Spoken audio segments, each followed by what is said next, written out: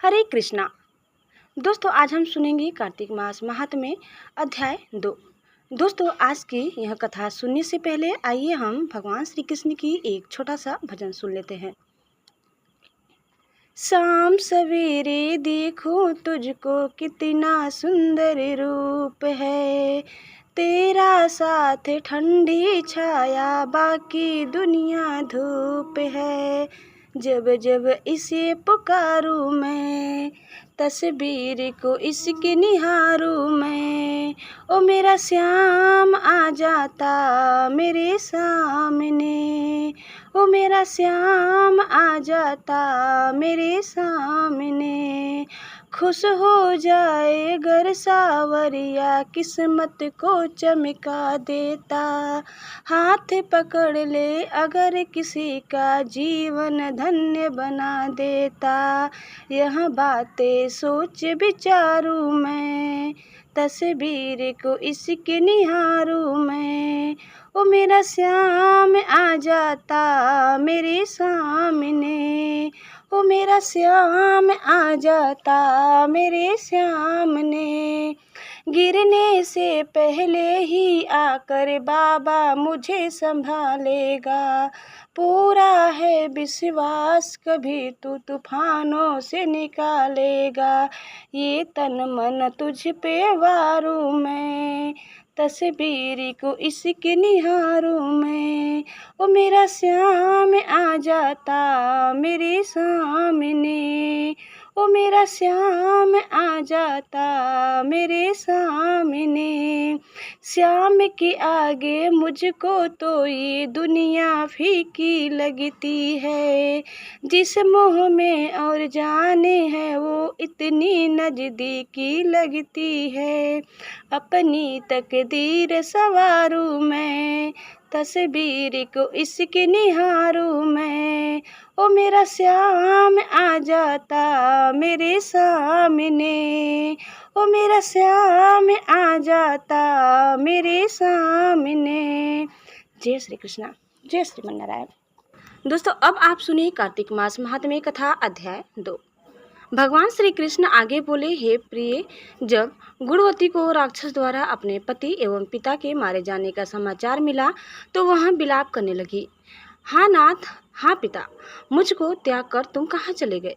मैं अकेली स्त्री तुम्हारे बिन ना अब क्या करूं? अब मेरे भोजन वस्त्र आदि की व्यवस्था कौन करेगा? घर में प्रेम पूर्वक मेरा पालन पोषण कौन करेगा? मैं कुछ भी नहीं कर सकती।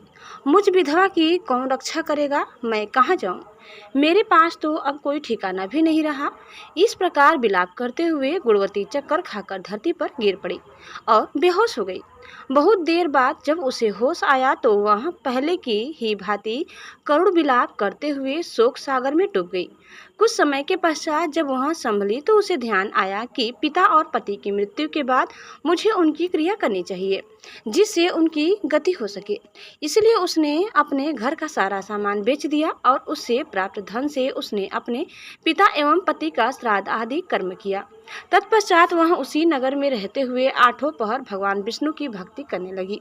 उसने मृत्यु पर्यंत तक नियम पूर्वक सभी एकादशियों का व्रत और कार्तिक महीने में उपवास एवं व्रत किए।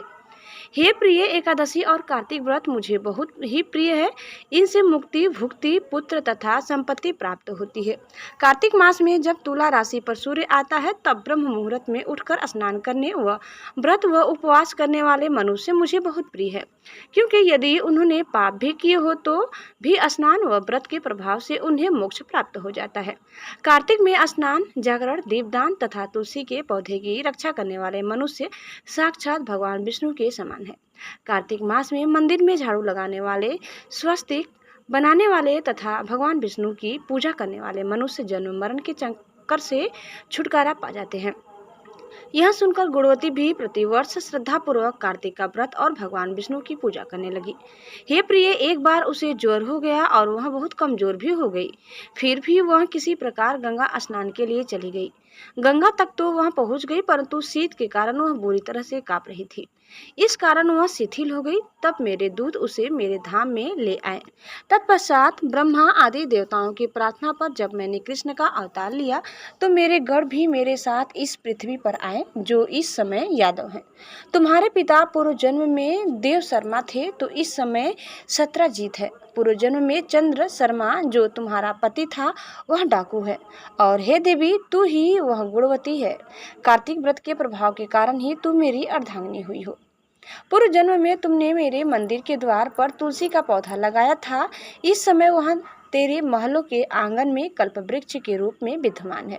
उस जन्म में जो तुमने दीपदान किया था उसी कारण तुम्हारी देह इतनी सुंदर है, और तुम्हारे घर में साक्षात लक्ष्मी का वास है। चूंकि तुमने पूर्व जन्म में अपने सभी व्रतों का फल पति स्वरूप विष्णु को अर्पित किया था, उसी के प्रभाव से इस जन्म में तुम मेरी प्रिय पत्नी हुई हो। पूर्व जन्म में तुमने नियम पूर्वक जो कार्तिक मास का व्रत किया था, उसी के कारण मेरा और तुम्हारा कभी वियोग नहीं होगा।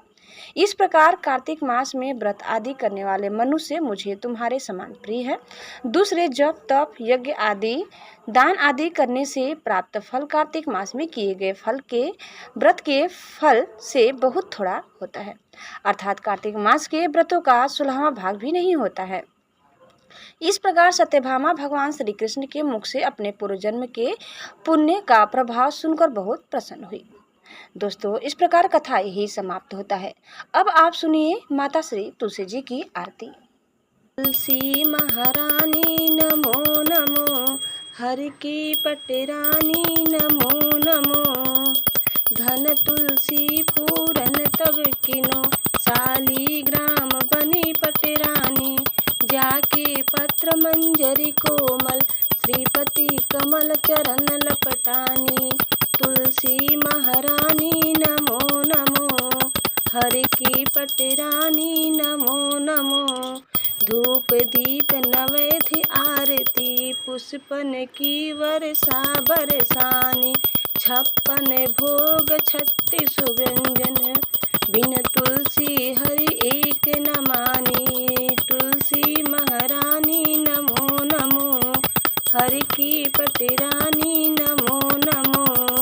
सभी सखी मैया तेरो यश गावे, भक्ति दान दीजे महारानी।